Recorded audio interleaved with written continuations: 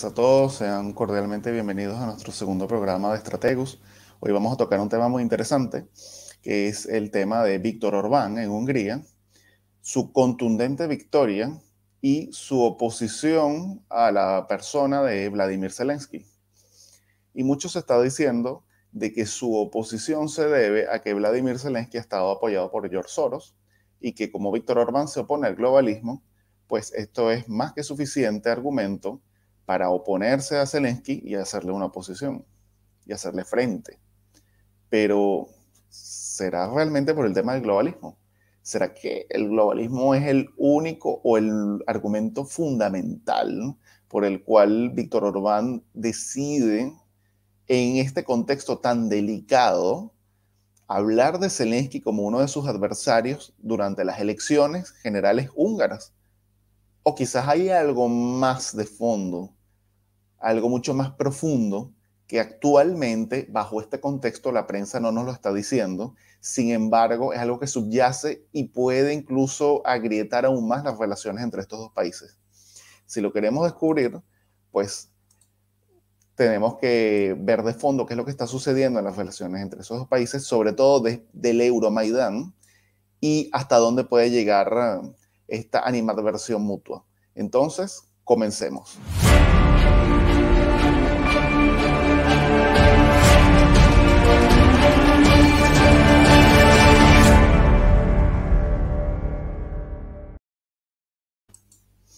Como ya habíamos dicho, Víctor Orbán tuvo una victoria contundente que no se lo esperaba prácticamente nadie, ni sus adversarios, que fueron en oposición unida con el deseo de tener más chance dentro de estas elecciones generales, ni siquiera los mismos simpatizantes de Víctor Orbán se esperaron una victoria tan holgada. Esta victoria le va a permitir a Orbán gobernar con manos libres en Hungría. Y sobre todo en un contexto en el cual Europa está tan polarizada, en el cual hay una guerra producto de una invasión, la invasión de Rusia a Ucrania, que ha polarizado a toda la Unión Europea. Y recordemos que Hungría es miembro de la Unión Europea y es de paso miembro de la OTAN también. Ha polarizado a todos estos países en contra de Rusia e incluso se ha llegado a decir que Víctor Orbán es aliado de Putin. Y sin embargo, Víctor Orbán tuvo una victoria contundente. Pero lo fundamental es lo que dice durante su victoria, en el cual señala a Zelensky como uno de sus adversarios. Entonces nos preguntamos, ¿por qué sucede esto? Aquí tenemos cómo reseña la prensa la victoria de Víctor Orbán. En primer lugar tenemos, por ejemplo, el País de España. La quinta victoria de Orbán consolida su régimen iliberal en Hungría. Prácticamente lo ponen al mismo nivel que países como Rusia, China o Venezuela. Es un régimen iliberal. Pero, por ejemplo, la BBC va incluso más allá. Contundente victoria en las elecciones de Hungría de Víctor Orbán, el último aliado de Putin en la Unión Europea. Esto es muy importante. ¿Por qué aliado de Putin en la Unión Europea? Víctor Orbán se opuso a la invasión de Rusia, a la invasión de Ucrania por parte de Rusia. Ha aprobado sanciones de la Unión Europea hacia Rusia. Acaba de votar para que Rusia sea expulsada del Consejo de los Derechos Humanos de la ONU por las denuncias de las masacres en la ciudad de Bucha, en Ucrania. Y sin embargo es tildado como el último aliado de Putin en la Unión Europea. Seguimos en las noticias. El triunfante Orbán desafía a la Unión Europea y cita a Zelensky entre las fuerzas rivales. De Bruselas a Zelensky, 5 enemigos para entender la victoria de Víctor Orbán. ¿Qué es lo que sucede? Cuando Víctor Orbán gana, él da un discurso en el cual dice que ellos han ganado a varios adversarios, como la Comisión Europea, los medios de comunicación y el presidente de Ucrania, Volodymyr Zelensky, lo citó como uno de sus adversarios. Antiguamente ya hubo roces entre Víctor Orbán y Zelensky. Zelensky había acusado a Víctor Orbán de ser aliado de Vladimir Putin y de ser prorruso. Orbán le respondió diciendo que Zelensky era solo un actor, mientras Orbán era abogado. No quería decir que ser un abogado era mejor, sino que cada quien reaccionaba en base a sus experiencias laborales. Y él, Orbán, pues tenía experiencia en leyes, mientras Zelensky tenía experiencia en actuación. Entonces aquí vemos ya la confrontación incluso personal que había entre ellos dos. Pero ahora nos preguntamos por qué es tanto así, pero vemos que esto va incluso mucho más allá. En el año 2018, ni siquiera Zelensky era presidente, ya teníamos este tipo de noticias. Hungría denuncia que Ucrania amenaza a muerte a húngaros étnicos del país. La diáspora húngara en Ucrania teme una asimilación lingüística forzada. Estos son noticias del 2018 y las comparo con las noticias que están llegando actualmente. Entonces nos preguntamos, pues, ¿qué fue lo que sucedió en esos momentos?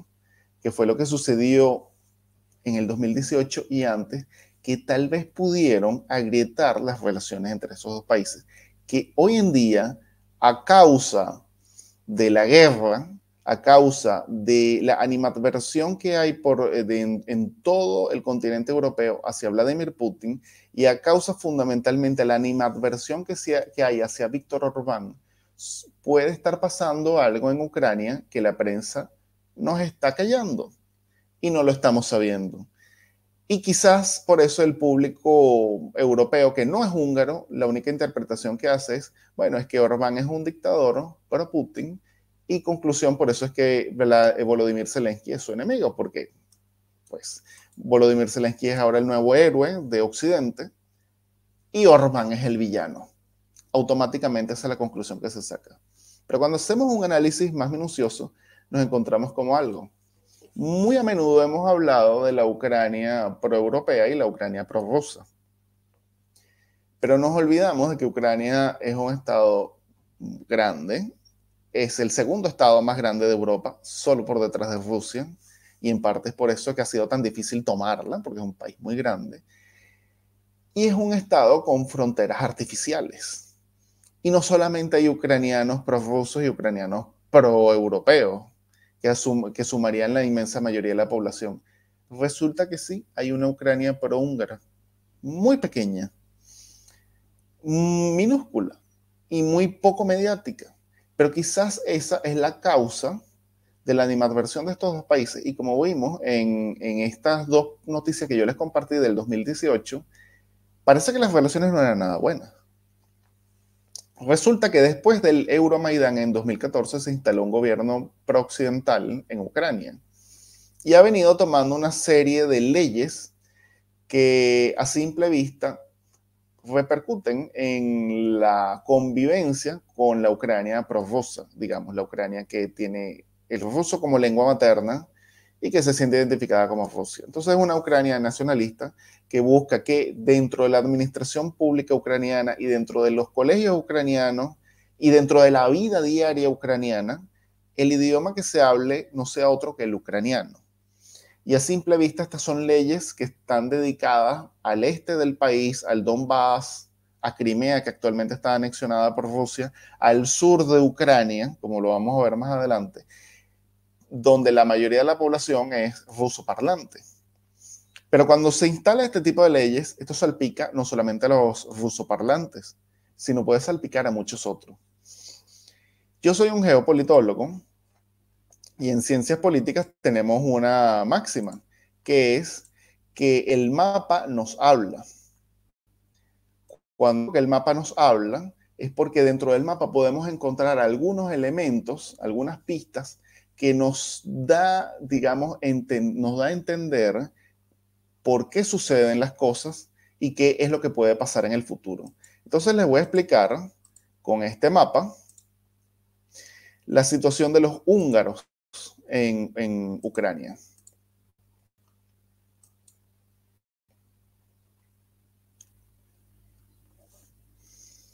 Este es el mapa de Ucrania, por cómo está la guerra actualmente, con la frontera marcada hasta dónde han avanzado los rusos.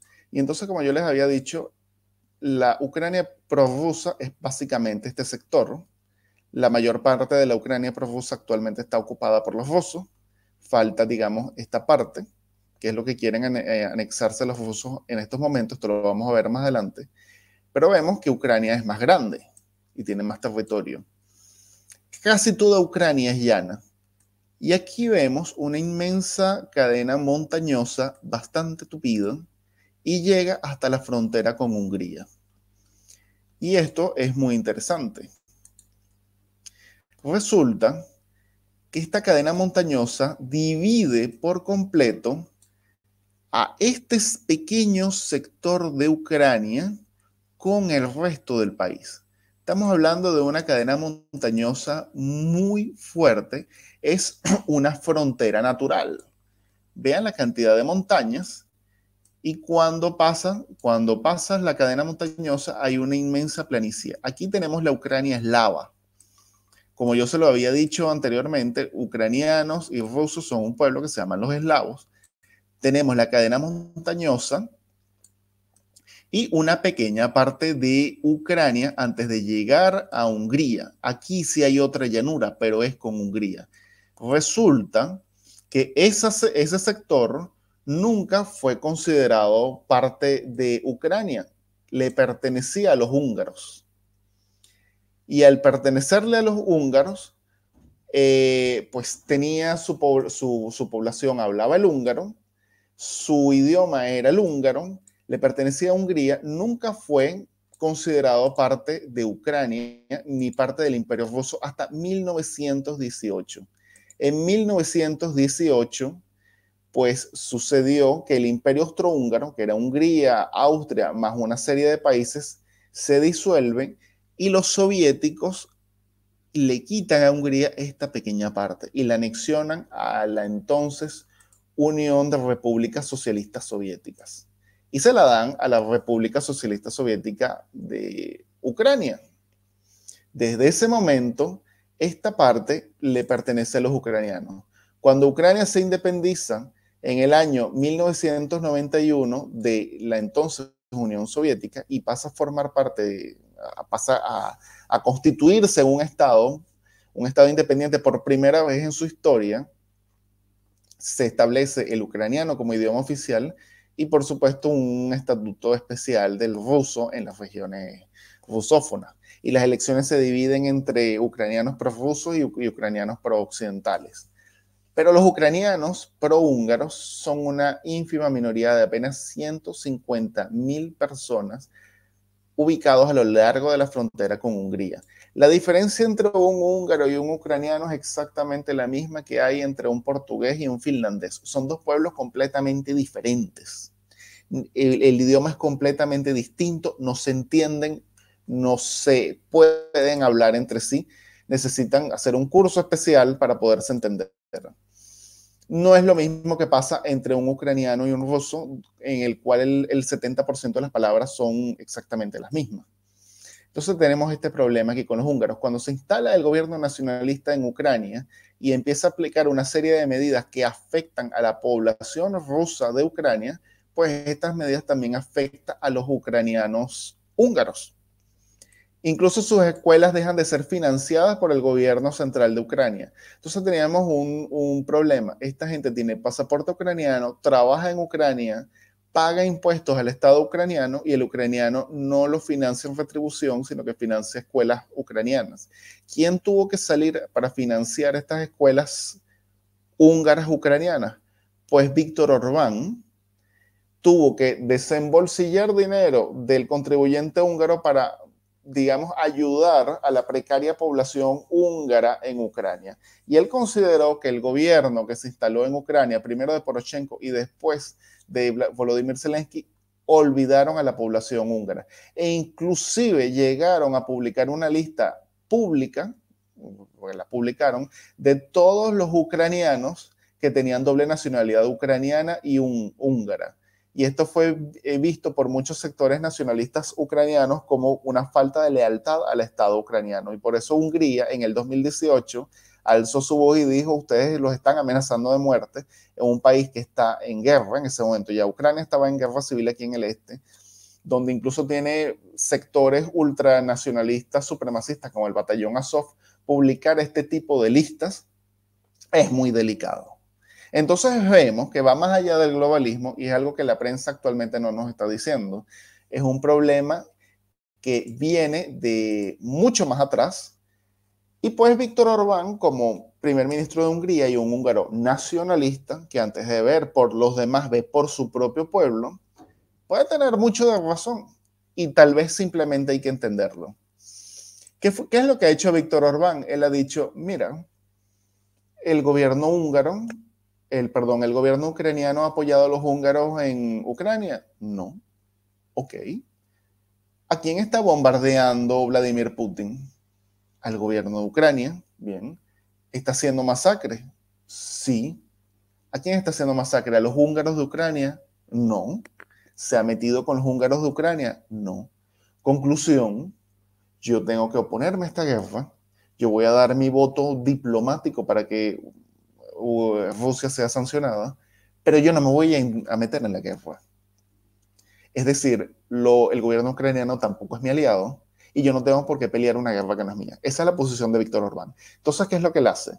Él apoya sanciones, no apoya la sanción energética porque él necesita la energía rusa, apoya que Rusia salga del Consejo de los Derechos Humanos, se ha pronunciado en contra de la invasión a Ucrania, no va a dar armas para alargar la guerra en Ucrania y tampoco permite que las armas de la OTAN pasen por Hungría para llegar hasta Ucrania, porque Hungría tiene frontera con Ucrania, las armas pudieran pasar por acá. Entonces él simple y llanamente él se opone a la guerra, pero él se mantiene neutral en la guerra, es decir, desde un punto de vista beligerante. Él no quiere confrontación directa entre Hungría y Rusia para defender a un gobierno que él considera que también ha maltratado a los húngaros en Ucrania. Y si lo vemos desde este punto de vista, puede tener razón, desde el punto de vista de la realpolitik. Y es algo que simplemente hay que entender. Entonces hemos visto incluso a Javier Solana, que llegó a ser secretario general de la OTAN cuando ganó Víctor Orbán en Hungría, con esa contundencia de decir, algo habrá que hacer con Orbán. Y entonces es donde nos preguntamos, ¿algo qué? ¿Él ganó democráticamente? Sí. ¿Y entonces qué es lo que puedes hacer? ¿Él está gobernando fuera de la constitución en Hungría? No, él está haciendo algo constitucional. Tal vez un gobierno que a ti no te gusta, pero es constitucional y es legal. Entonces Orbán muchas veces siente que sus enemigos no están en Moscú, sino que están en otra parte. Y quizás él pudiese tener razón. Y esto es muy peligroso. Volodymyr Zelensky se ha referido a Víctor Orbán como el último aliado de Putin en la Unión Europea. Pero resulta que Volodymyr Zelensky es el presidente de un país que está invadido y que hasta estos momentos ha perdido territorio. Es el presidente de un país que quiere unirse a la Unión Europea. Víctor Orbán es el primer ministro que es de un país que es miembro de la Unión Europea. Volodymyr Zelensky es el presidente de un país que ha querido unirse a la OTAN. Víctor Orbán es el primer ministro de un país que es miembro de la OTAN. Hay una diferencia entre Zelensky y Orbán. Si la OTAN decidiese atacar a Rusia, necesitaría el apoyo unánime de sus miembros.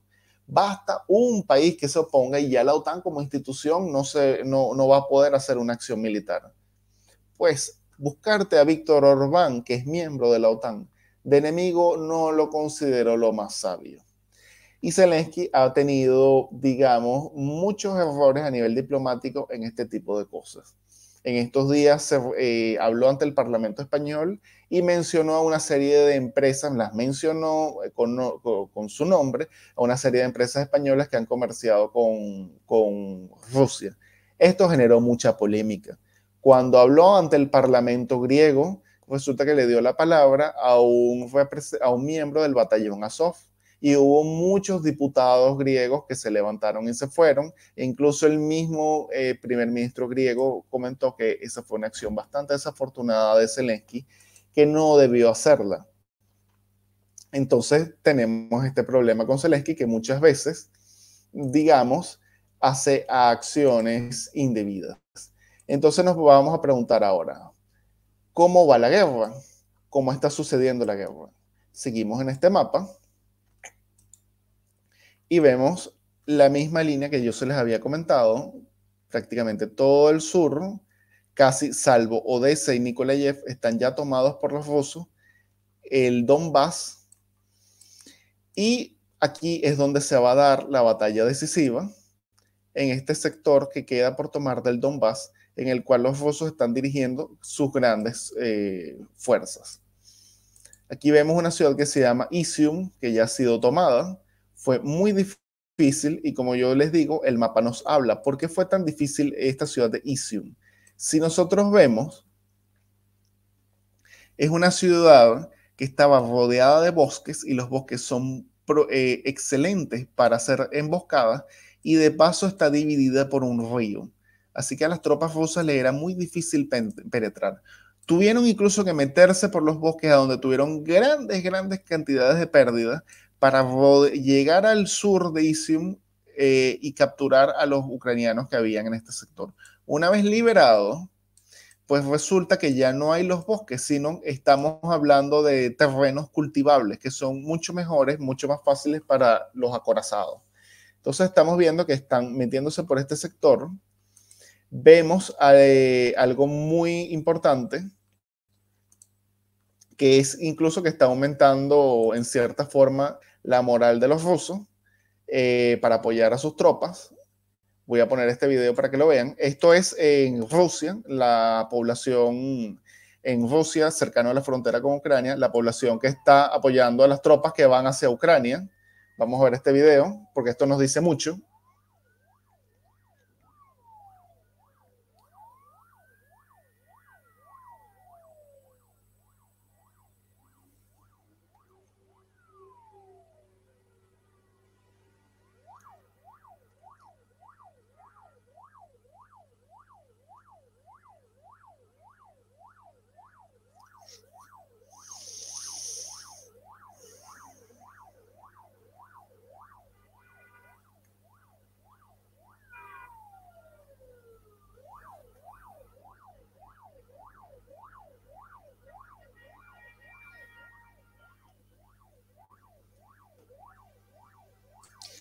Y esto es muy característico porque si ustedes se acuerdan en el primer video que tuvimos la semana pasada, yo les hablé del carácter ruso y les hablé de la famosa batalla de Poltava, que sucedió justamente aquí en Ucrania.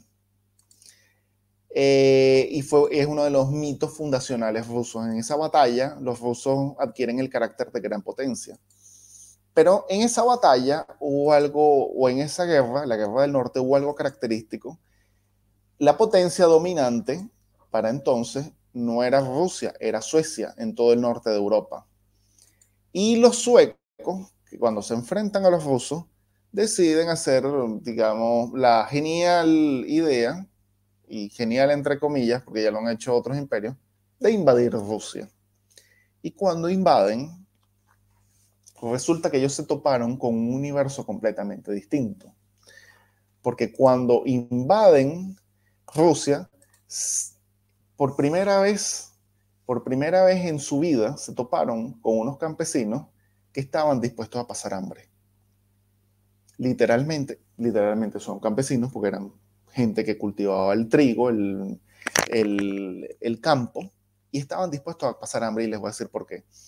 La estrategia de los suecos era adentrarnos en Rusia, tomamos algo del campo para, digamos, abastecernos de alimento y seguimos.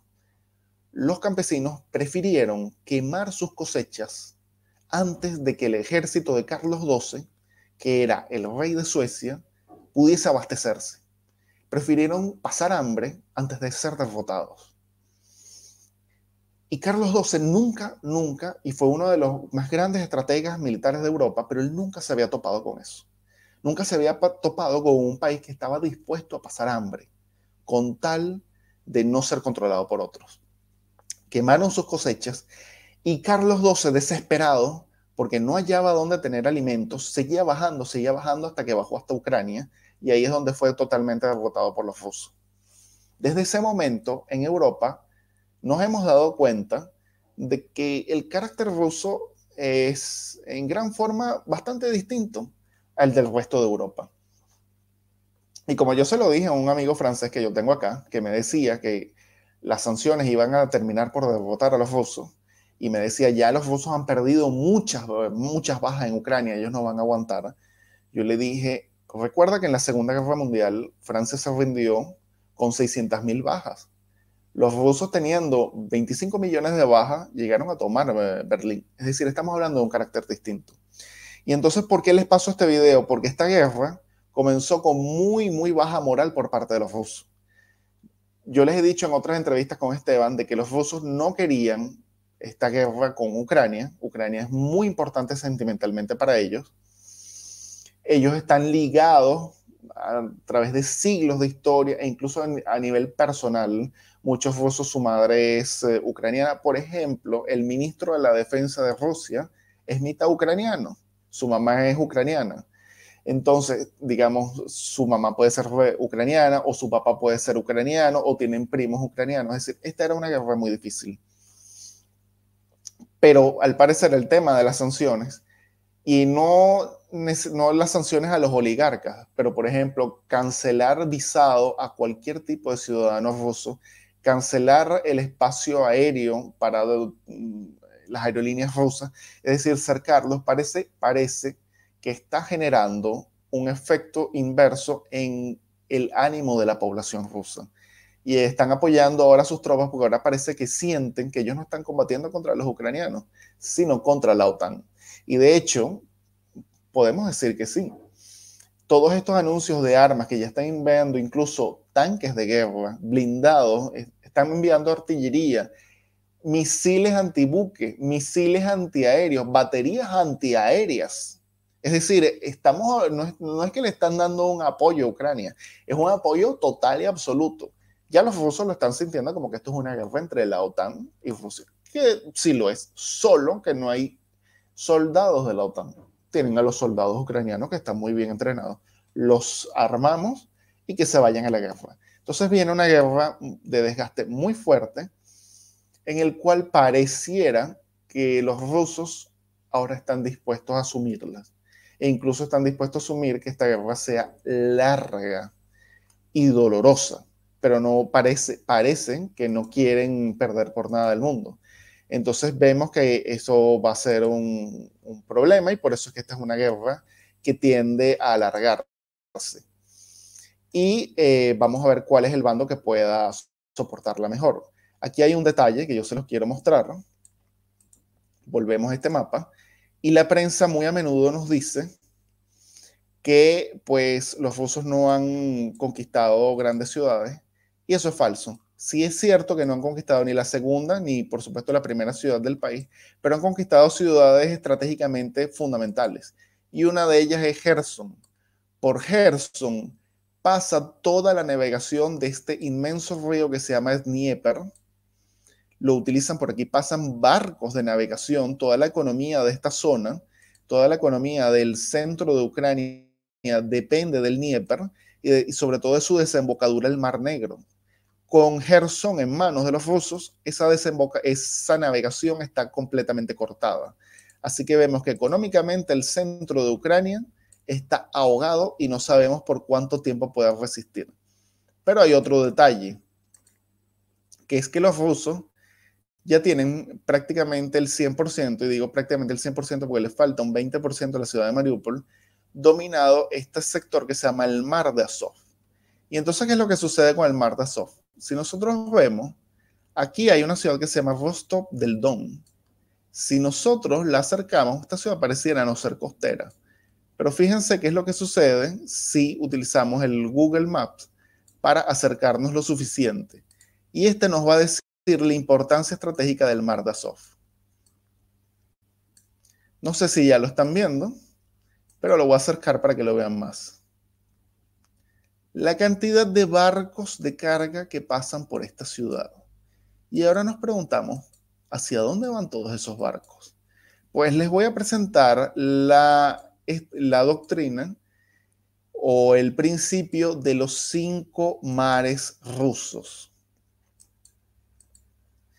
Los 5 mares rusos son el Mar Negro,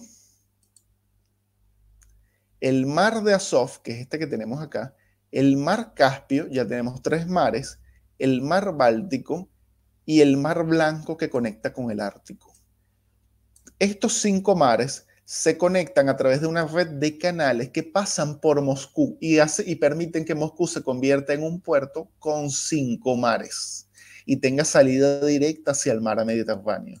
Pero no solamente eso, el mar Caspio, estos países como Kazajstán, Turkmenistán o Azerbaiyán no tienen salida directa al mar, porque el mar Caspio no es considerado un mar, sino un lago salado, y los rusos siempre lo han considerado un lago salado. ¿Por qué? Porque hay un canal que une el mar Caspio con el mar de Azov, y al no ser un mar, sino un lago, le permite a los rusos tener el control absoluto y que la navegación por este mar no esté sujeta a las convenciones internacionales del derecho marítimo. Entonces, la salida del mar de Azerbaiyán, Kazajstán o Turkmenistán pasa única y absolutamente por la benevolencia de Moscú, es decir, de Rusia. Y ellos deciden quién tiene o quién no tiene salida al comercio exterior.